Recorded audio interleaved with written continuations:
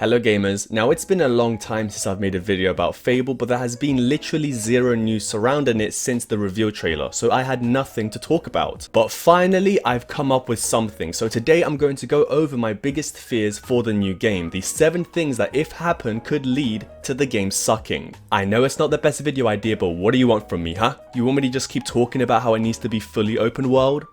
Number 1, Fable 4 not being fully open world. The region-based open world game design needs to be set on fire, thrown in a dumpster and then spat on. Now you know me, I play the Fable games all the time, and whilst I was replaying the games, jumping from region to region after just a few seconds of walking is literally the worst part about all the games. If there's not one big fully open world like Grand Theft Auto, or at least a split open world with large areas kind of like The Witcher 3, then the game will fail to live up to the current standards we hold for games. The whole point of having an open world is to go on an adventure, a journey. Teleporting me to the next region isn't a journey, it's telling me, oh hey, there's stuff to do here. 5 silver keys, 3 gargoyles and some hidden chests that aren't actually hidden because you just told me they're around here. Look, Zelda Breath of the Wild has an open world that is frequently empty and you'll be walking around waiting for something to do. But I think those parts are what make that game great. There's always something to do in The Witcher 3 or Skyrim, so you never get those somber moments where you can just listen to the soundtrack and admire the world. And it's not just Breath of the Wild that does that. RDR2 is another great example. You don't need to have closed areas to let the player know, hey,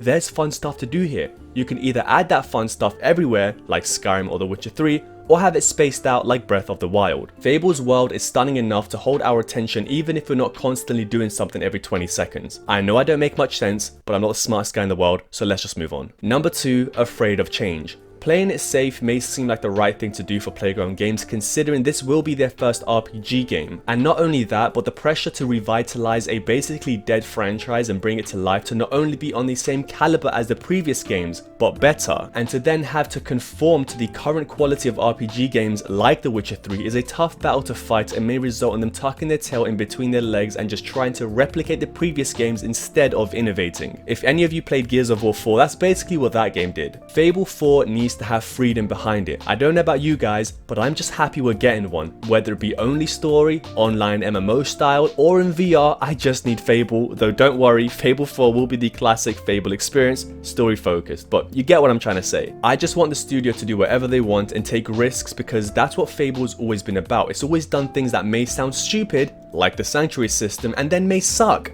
like the Sanctuary system, but I for one appreciate them trying to do something different, even if it may end up a failure. I mean, just look at the way the 3 main series games tackled NPC interaction, for example. Fable 1 had some D-pad menu system that you'd get a couple emotes. Fable 2 had an expression wheel letting you do all manner of emotes plus other things like play fetch with your dog. And then Fable 3 introduced the ability to touch NPCs so you could grab your wife's hand and run around town with them. I think that's pretty cool, and I understand that at some point you need to rest on your morals and begin to refine those features, but it's also important to embrace change, otherwise you'll just be stuck in this never-ending cycle of repetitive open world game design. Look at Halo. The fanbase craps on every single decision 343 makes. The devs have no freedom over there. Basically, what I'm trying to say is, don't be like Halo fans. They suck. Number 3, changing too much. Alright, so I know I just gave you this whole spiel speech about how the devs shouldn't fear change. Well, there's a limit to that, of course. At the end of it all, Fable needs to be Fable. So if you change some of the defining features of it like the writing, humor and art style, then it's not Fable anymore and you may as well have just made an entirely new game. Understanding those key features and making sure they're there will be the most crucial part of Fable 4's development by far. You want to change parts of the lore?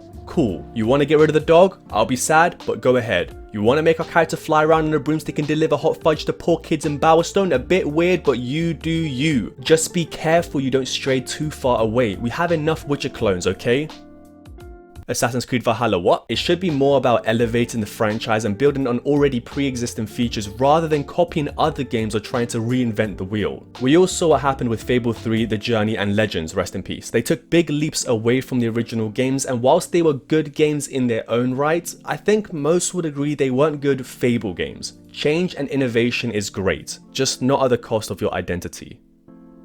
Oh my gosh, that's like the most prolific thing I've ever said. I'm gonna post on Instagram so people think I'm smart. Number 4, it's not Lionhead Studios making it. This isn't a knock on Playground Games at all. You put any studio here and I would say the same. Now, I know, Lionhead did us dirty a few times. The lies we were told by Sir Peter Molyneux were, dare I say, scandalous. However, every Fable game had charm, and behind that charm was Lionhead, and after 10 years and a new studio working on it, it may be impossible to bring that part of Fable back. And even if it does turn out to be an objectively great game, if it doesn't have the Fable charm, then it'll be a failure in my eyes. But what is the Fable charm? Well, to me, it's the little silly things that the games do, like how they'll just kill off Barnabas in Fable 2 at the end for like no reason. How you can go around town farting and some people think it's funny or some may even hate you. How people talk, the classic sarcastic and dopey British humor, the writing, the building designs that seem unrealistic and cartoony. How you can have intercourse and the game records the amount of times that for some reason you can even catch STDs. How the story will go from funny to serious to extremely dark in a matter of minutes. I think it's these things grouped up together that make the game so lovable. Well,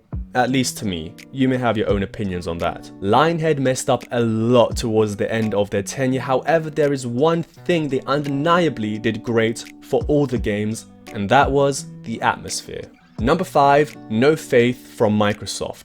Xbox have a track record of announcing awesome looking games that fail to live up to our expectations because budget. State of Decay 2 and Crackdown 3 had no business releasing at the state they did. Both games should have had a bigger budget and higher quality, but Microsoft have no faith in anything that isn't named Halo, Forza or Gears. Look at Sony, they'll dump a ton of money into completely new IPs like Horizon Zero Dawn and Ghost of Tsushima because they know that as long as those games are really good, people will buy them, they'll make their money back, and then future iterations will be highly sought after. Now, Fable did used to be one of Xbox's big 5 games, so it's likely this will be that big AAA experience we're all hoping for. Still though, I'm worried, and if in a couple years time I'm playing Fable 4 and just noticing the budgetary issues peek their ugly heads, I will be a very unhappy chicken boy.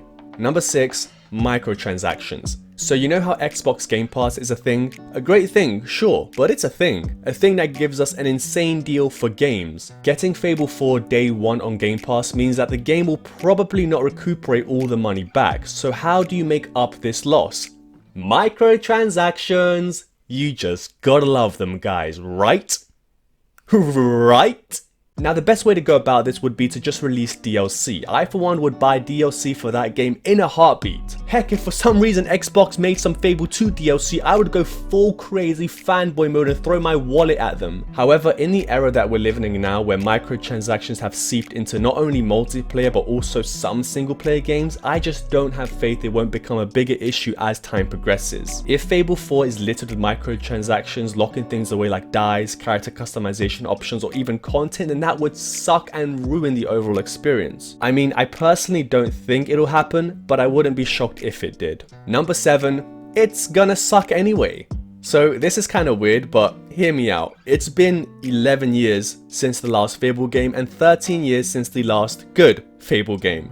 I think all us fans should caution ourselves and not get our hopes too high. We have no idea what this game could be, and considering we've only ever had 2 actual good Fable games, even though I like Fable 3, I get most don't, so I won't group it in with those 2, I think the best way to approach the new game is with very low expectations. We've been hurt every single time with every single Fable game. Remember when Peter said we could plant an acorn and watch it grow into a tree? 17 years later, I'm still waiting for that tree. Now, though I'm super pumped for the new game and I do somewhat expect great things from Playground Games, it may just be that the best is behind us and Fable 4 is nothing but the last tip of the hat before the franchise goes down with this ship.